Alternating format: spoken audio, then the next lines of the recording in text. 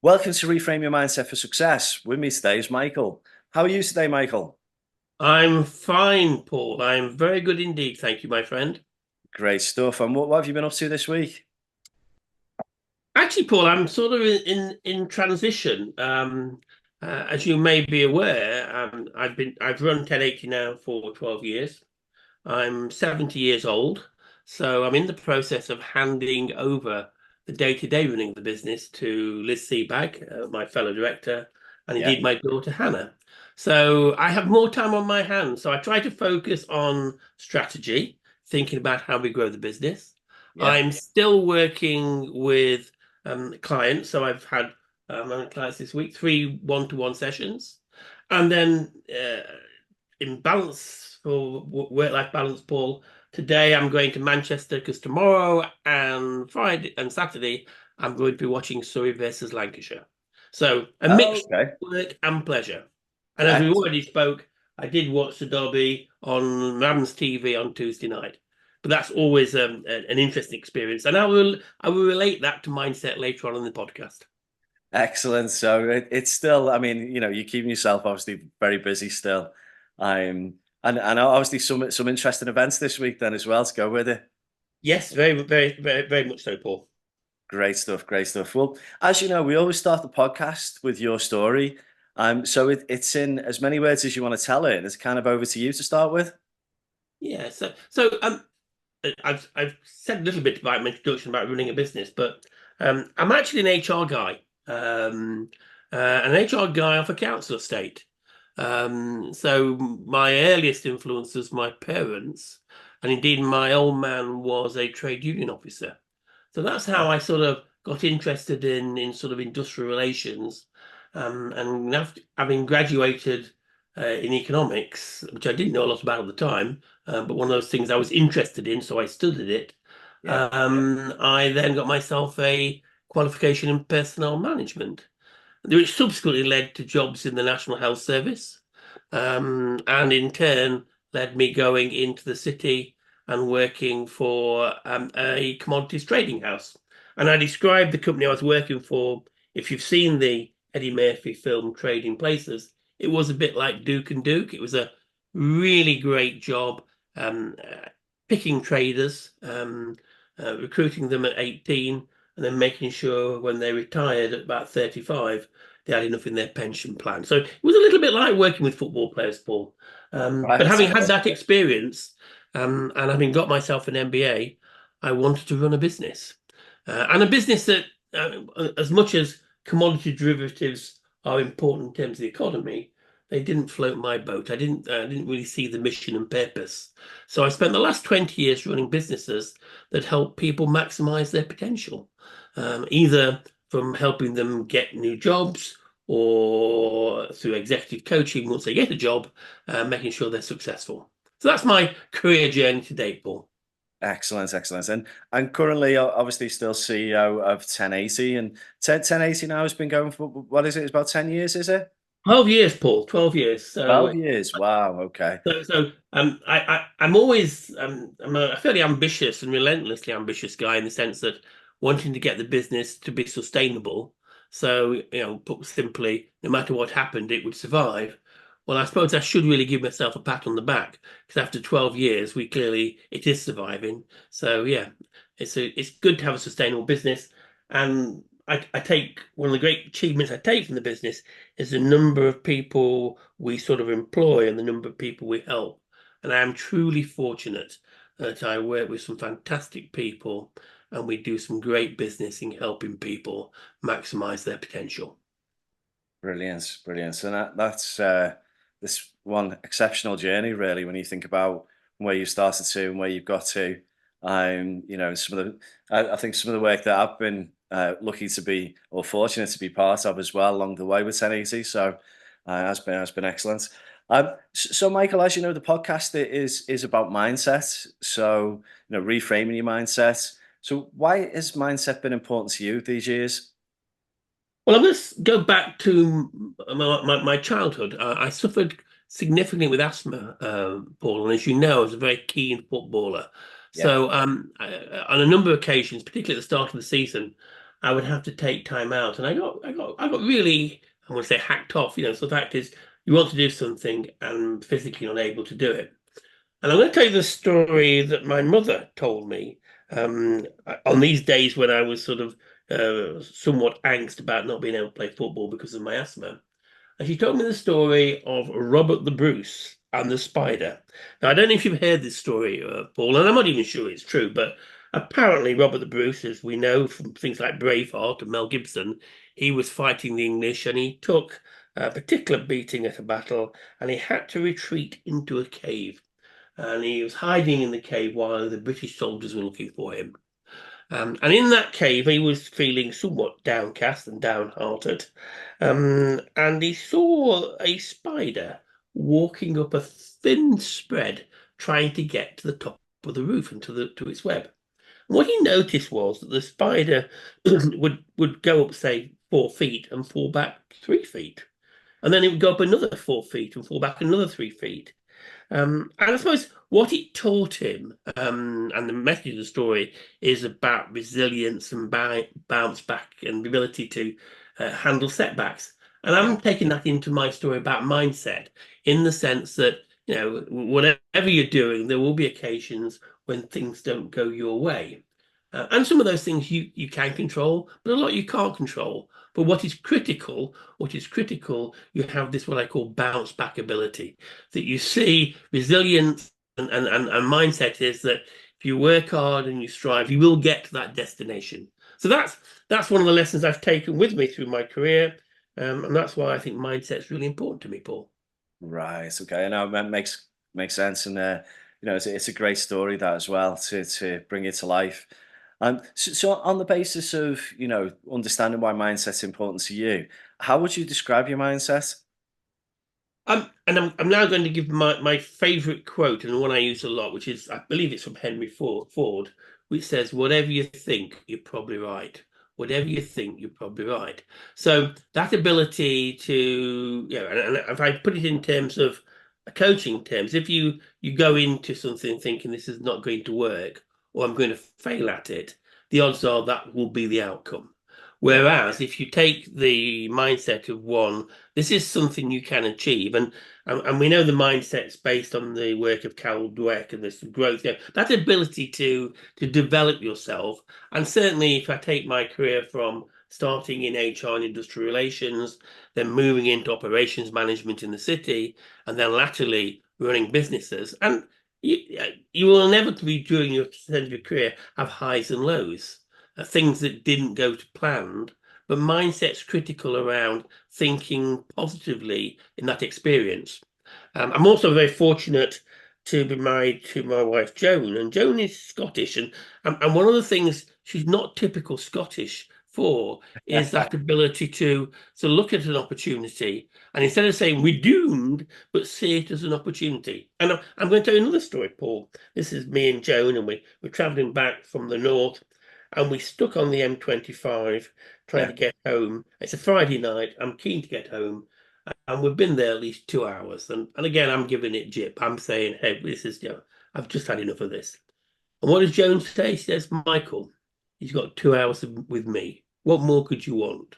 By the way, there's nowhere you can go from that one, Paul. You can know, yeah. But it's that mindset around seeing things as opportunities and not seeing things as disasters or things that are going to hold you back. Yeah. I know that absolutely makes sense, and it is about that positive framing, isn't it, of situations that you find yourself in. Absolutely, absolutely. And I go back to my quote, whatever you think, you're probably right. Whatever you think, you're probably right. Yeah, absolutely. So, when you think about, your mindset, are there any tools or techniques or anything that you use to keep your mindset in a good place? In uh, in sort of coaching terms, I'm going to say, I suppose, reflected practice. But in more practical terms for your listeners, when I was my first CEO job of a AIM-listed business, and again, the analogy with football is apparent that when you get recruited into those jobs, you're never going into a successful company. You're going into one that is clearly struggling. And this one it was losing money, and I was brought in to turn it around.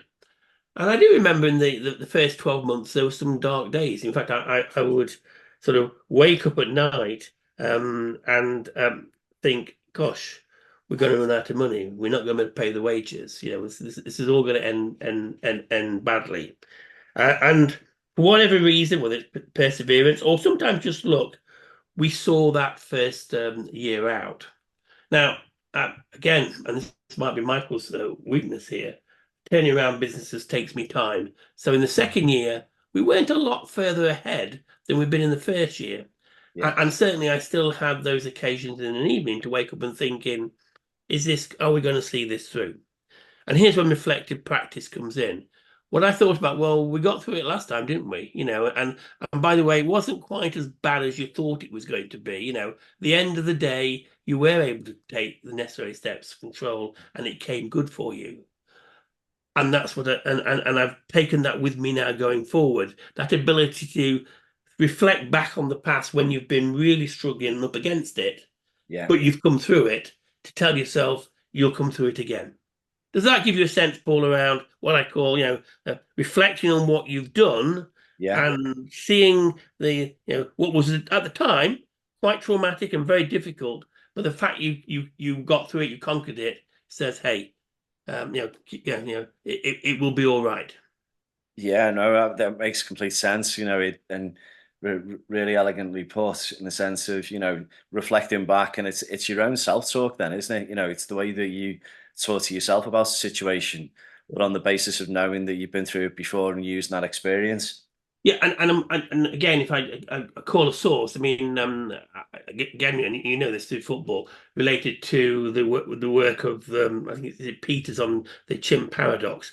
Yeah, When that little voice in your head is biting at you and undermining your confidence, the ability to apply logic to it, to recognize it's there, but at the same time, to be able to successfully shut it out by saying, well, just hang on a minute. That's not going to happen. Or just think back, Michael. What did you do last time? And I'm also a great believer in um, going back to whatever you think. You're probably right. It's about self-confidence, isn't it? It's about yeah, trusting yourself. Having and there's no doubt that the more you have self-belief, the more likely you are to achieve the goal. I mean, as you know, I'm a career coach. It's really true when you get to the interview situation that if you go into that room thinking you're going to be the best candidate they're going to see today, as opposed to I'll be lucky to get this job, the difference in that mindset is palpable. And I know, and part of my approach and philosophy to coaching is to give people that confidence. And you'll know, Paul, from your days of football. Football. If you feel good about yourself and confident, you're much more likely to be successful than if you're hesitant and you're letting that little message in the back of your head telling you can't do it. yeah. No, no, absolutely. I mean, that resonates with me so much with playing football. It's if you've ever got an injury and you're trying to play with an injury, and automatically you're not playing your natural game then, and it just there's something. Well, it's a mental barrier, isn't it, in a way that impacts the way that you play. Okay, no, that's brilliant as well, Michael. So on the basis of I think as we go through our careers, we develop our mindsets and through life as well. What have been the influences, or who or what has influenced your mindset over the years? Well, I referenced first of all my mother, and yeah, and by the way, she at a very early age was coping with a very significant illness. She had a heart problem with a faulty valve. So that ability, that resilience and toughness, and I suppose creating a mindset which is around it's not going to be easy, but if you stick at it, you'll get through it. Is Yeah, absolutely one influence. If I turn to my profession, I suppose I've been significantly influenced by a number of the organizational writers around. So I think about sort of how you create an environment where people are going to thrive. You know, Yeah. I've worked with good bosses. I've worked with bad bosses. Good bosses fill you with confidence. They give you the scope to try things. They're good at recognition and reward. Bad bosses micromanage you, criticize you, and I can honestly say, as a bad experience, Paul, it wasn't until I came into the city. I'd always worked with what I consider very good bosses, and I thought everybody was a good boss. Was very naively, really. I then came into the city and worked with a boss who was insecure. She was a micromanager, was always on your back. And then you suddenly realize, well, actually, that level of supervision very quickly undermines you, and you do start making bad decisions, and you do start sort of, be reining yourself in. So that was, although it was a negative influence at the time, I took it when I left the organization that I was never going to manage people like that. And it really reinforced the way that I've managed people subsequently around making sure you're giving them the platform on which to perform and to support them and create psychological safety where people feel they're trusted, they feel they've got all the resources necessary to succeed, and you then step back and let them get on with it. So that's almost a negative. I'm going to turn into a positive in terms of having had that experience. It was very formative in my way of mindset and delivering and developing people. Makes complete sense, and obviously with experiencing both good managers and a few bad ones along the way, the way that that can impact you and influence you. And a statistic is, I think it was Gallup that says that 50% of people leave a job because of the manager. And that just goes to show you that leadership is something that needs to be developed continually within organizations. Yeah. I'll go one further, and this is about having mission and purpose, and shared mission and purpose. Having now run businesses for 20 years, Paul, I don't believe there's one single magic bullet in terms of a business strategy to be Yeah, successful. What I do believe is what truly makes businesses successful is, do people believe in that strategy? Is there shared mission and purpose? yeah, And therefore developing that sort of mindset, in our case, that it's about helping people and doing good, that's critical to business success. So shared and that's what leaders have got to do. So it's not just your mindset, it's about having people who share that same mindset. I'm sure you've seen it. If you're in an organization where there's a group of people who are very negative and who sort of don't want to be there but stay there, they can be very disruptive in terms of performance of that business. yeah. Absolutely. And if you look at it, I think if everyone's pulling in the same direction, that's where you get the right type of culture where people want to work together and people want to work there as well at the same time. So absolutely. So on your travels, Michael, obviously, it's been, quite a vast and interesting career. Have you got any what would be funny stories? I know you're saying about the being stuck on the motorway before, but any other funny stories that you'd share with the listeners? Yeah, and for when I set up 1080, I took a group of people with me from my past job. And one of them was a colleague, Linda, who I'd worked with for many years. And so my mindset, Paul, was no matter, and going back to, when you're going to make major decisions which impact your life and others, you need that confidence, about you in terms of, don't worry, because people are following you, and they need to see you're confident. And I was sharing with Linda, look, if it doesn't work out, the worst comes to the worst, I would happily stack shelves at Safeways in order to make sure I fed my family. Yeah. I thought that was, an important thing to say. Linda turned to me and said, Michael, I wouldn't employ you to stack shelves at Sainsbury's. Do you know why, Michael? You wouldn't just stack the shelves, you start telling people how to stack the shelves. And I said to Linda, that's my fallback position, so don't tell me I won't be able to do my fallback position. So that's hopefully a light-hearted story of and it related to mindset. I will do anything. Well, sometimes your colleagues I'll give you some home truths about it. I do have a tendency to look at the situation and try and organize it better. Always have done. Great story, great story. Well, and being a CEO for so long, Michael, I mean, if you were to say somebody was starting out in their company and it's early days, from an advice perspective, because you've been a CEO for so long, what advice would you give them? Now, I've thought about this question quite a lot, Paul, of late. So it's, I mean, so I'm going to say you're pretty expected to be your own man, but I'm going to go and I will relate it to a story. I was very fortunate to coach a chief investment officer of one of the UK's major asset managers, who was in line to be promoted to be the chief executive. And the board was concerned, and how do I put this? As a chief investment officer, inevitably you're in the micro of making very strategic decisions that impact lots of things and are financially sort of significant. So maybe he wasn't the best people person in terms of his skills. He was more analytics and data. So I worked with him, and I'm delighted to say, as a result of that coaching process, he was whether it was part of the coaching process, I don't know, but he was appointed CEO, and he has been immensely successful in his time as CEO of that company. At the end of the coaching process, I said to him, "So what lesson did you take from all that coaching?" And I was expecting something profound. Yeah. And he said, "Do you know what, Michael? You taught me to engage with my staff and listen to them." I won't tell you what word I used, but it wasn't expletive around goodness me. You're one of the brightest guys I've ever met.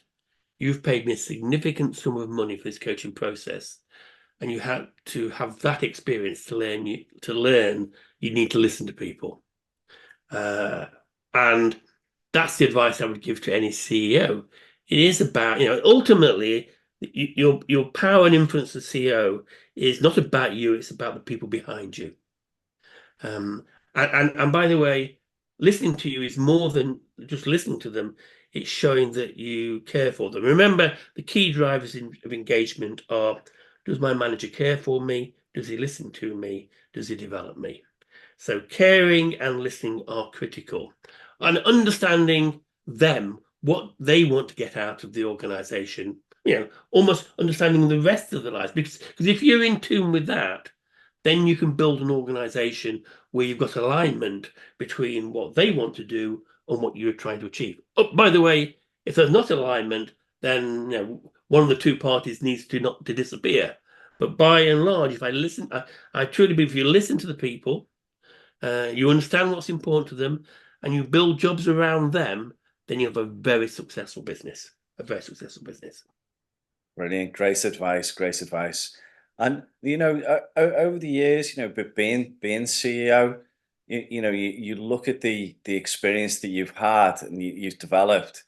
Are there any traits that you need to be CEO, or is it something that you can develop and that you can learn?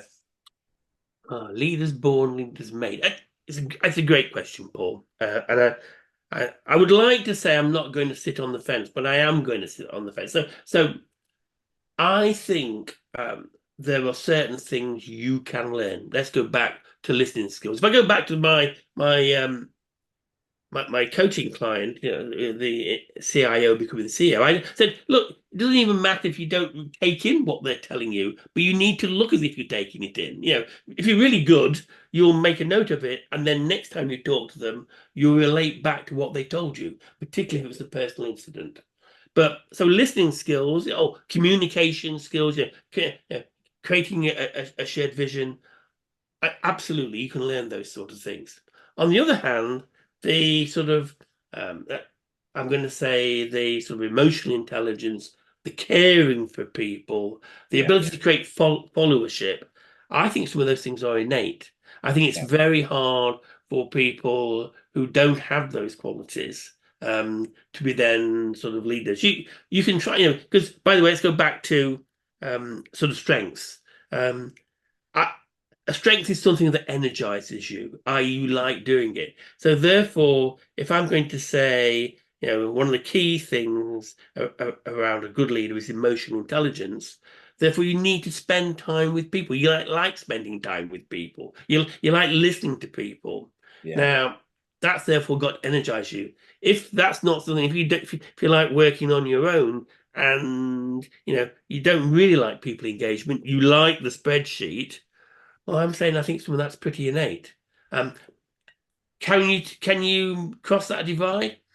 I'd always like to work with somebody who's got the raw material, as opposed to somebody who clearly is strengths lie elsewhere.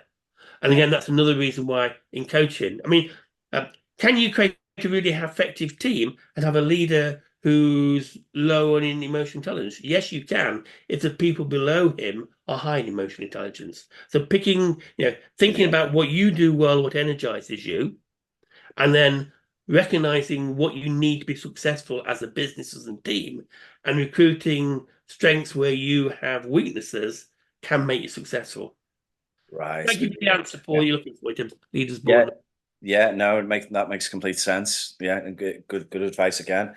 And what while we're there, just on say growing a business, because I know you gave me great advice around you can do a lot of social media, you can do a lot of advertising, but generally you get business through your network, and it's those relationships that really matter, that make a difference in growing your business. This is something that you gave to me, and it's been powerful advice over these years. Let me I,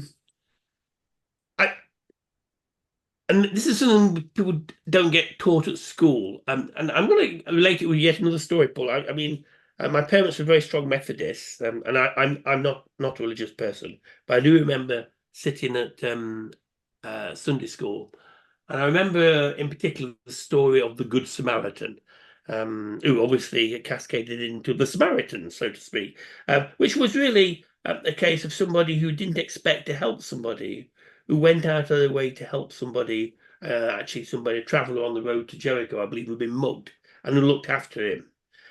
And what I took from that story, and I still think it's true in terms of business and in life, if you help other people, they will help you. And indeed, I often quote the fact that of our 80 corporate clients, 78 came or come from either referral or having worked with us. I.e., if you help other people, they will help you.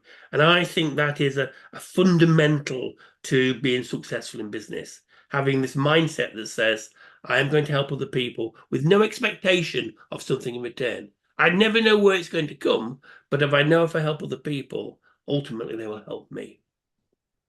Yeah, good, great advice. And I don't know, when I was first, setting off in business, and you gave me that advice, it was just really, really powerful. And through experience as well, it's amazing that you do tend to get more referrals or business through people than you do through all the other stuff that you can do. So Michael, it's been absolutely fantastic having you on the podcast. If you were to, and going back to reframing your mindset, if you were to leave the listeners with one last piece of advice around mindset, what would it be? Well, I'm going to stick to my favorite Henry Ford quote: "Whatever you think, you're probably right."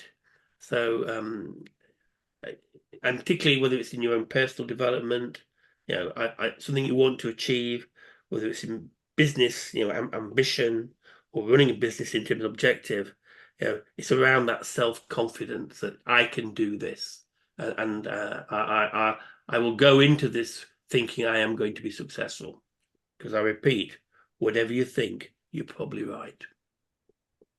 Brilliant. Thank you, Michael. Thank you so much for coming on. Really appreciate it. Paul, it's been a pleasure, my friend.